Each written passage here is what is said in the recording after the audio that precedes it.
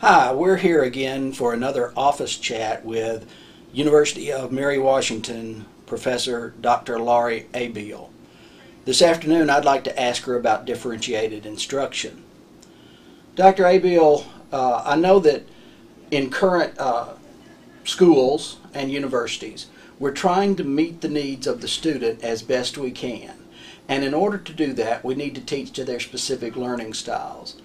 I believe that a term in use right now is differentiated instruction. Could you explain differentiated instructions for us, please?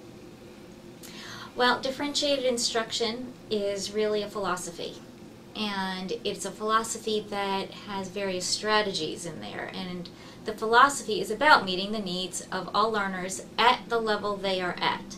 So we want to meet the needs of learners in terms of content, the what we teach. We want to meet the needs of learners in terms of process, how we teach and how they learn, and in terms of product, how they show us what they've learned. And the other part of that is meeting the needs of the learners in terms of their readiness levels, because all kids come in at different readiness levels. In a classroom, you've got everything. A 5th grade classroom, you have every readiness level from, in reading, for example, kindergarten to 12th grade. You've got the whole gamut. Readiness levels, you've got learning styles, because we all know we learn in different ways, and in interests. And we have to figure out ways to meet those kids' needs, and there are lots of various strategies that we can do that. There's compacting, there's tiered lessons, there are various types of discussions. You can ask various types of questions at different levels of Bloom's taxonomy. And not only can we do this at the K-12 level, because again, we always want these kids to learn at the level they're at. It's only fair they learn at the level they're at, and not always help to teach somebody who's at a different level. But even the high-end learners should be learning, and so that everybody shows growth regardless. At the university level, it's the same exact thing. All of our students come in with a different readiness level, different learning styles, different interests. We teach content, process, and product. And again, at the university level, you can differentiate by changing the way, the modes in which you teach. You can do group work, individual work. You give lots of choice so they own their learning. Little kids too, K-12, they should own their learning. It's their own. They will become more motivated when it's related to them. It must be relevant to them. And obviously, we want these kids to be motivated to learn. Our university students are no different. The strategies are the same, just at a different level.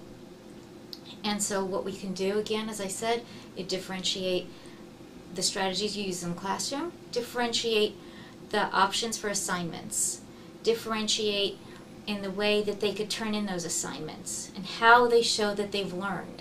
Because writing a paper sometimes isn't the best way for somebody to show what they've learned.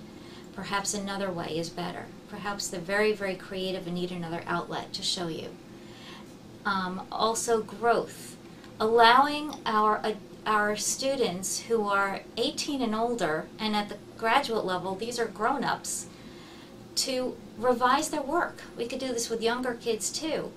But revise and allow them to show growth. If they revise without getting a grade, so they're not worried about a grade, there will be a lot more growth and a lot more learning in what they're doing. So that when they can meet your high expectations, because we should have high expectations of everybody at different levels, but they should be able to try to reach for high expectations with our help. That's our job, is to support those students. They will get there, and you will see a huge difference by the end of the year or the end of your semester from the beginning in where they started because of that, and because we've met their needs. That's always the question to ask, is how do we meet the needs of the learner, period. Dr. Abeel, you mentioned that adult learners are in need of differentiated instruction just as school-age children are, and that one of the ways that we could achieve success with adult learners and school-age children is in the use of formative assessment. Would you care to elaborate? If we don't know what our students know when they've walked in, how do we know what to teach? We must pre-assess. You have to find out what they know. Everybody has different ways of learning. So just because I'm an adult doesn't mean my learning style is that much different perhaps than when I was 15 years old. It may have changed somewhat, but I still learn the same way. And with that, I teach in the way I like to learn. And if I'm teaching the way I like to learn, I'm missing a whole load of people in my classroom because they don't like to learn perhaps the way I like to learn.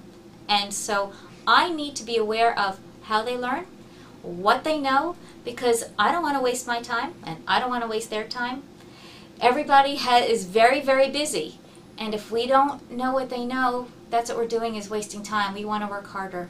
We want to work smarter, not harder. And we already work very hard. So pre-assessing is one of the keys to differentiation. You have to find out what they know. And with adult learners, it's not that hard. You just ask them. I always have my class fill out a survey. What do you know? What do you want to know? How do you like to learn it? It's very simple, and they will tell you. And kids will tell you too. They're very honest. And it's real important to find out.